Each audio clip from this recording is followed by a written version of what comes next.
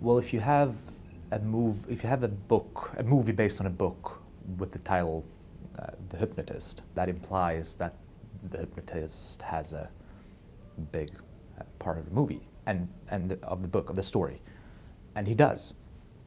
So it's always hard having such a strong character that isn't per se a main character, because this is one book in a series of books about the investigator Jonah Linna.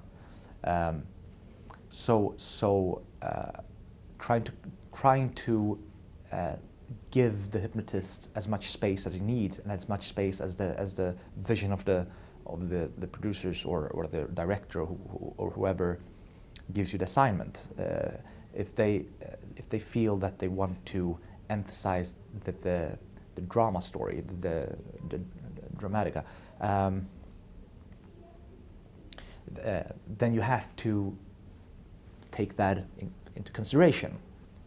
You have to remember, as a screenwriter, which all screenwriters that are working as screenwriters and have their work produced know, is that the rewriting process is long, and due to different reasons. Depends on which country you're in. I mean, in the US, I would guess that it's the will of investors and producers mainly, while in Europe we have, of course, the investors and producers, the treasure, but we also have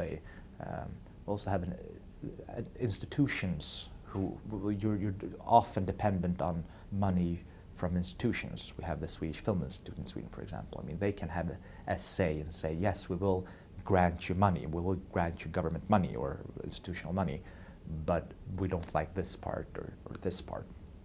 So you have to take a lot of wills into consideration. You have to try to implement things, or at least show that some things will not work, not just by saying, but by explaining, and sometimes by writing.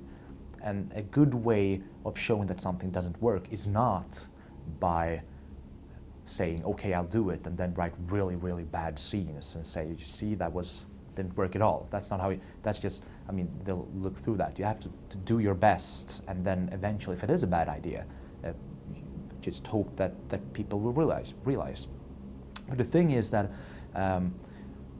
as I said, if you're a screenwriter and you've got your work produced, you often realize that the movie is also, I mean, the last draft of the script, I think someone said, the last draft of the script is the editor's draft, because he or she is the last one that actually, one of the last ones editing the movie and moving scenes and shortening things down or stretching things out to tell the story, or moving plot points or whatever. You can always do that in the editing process.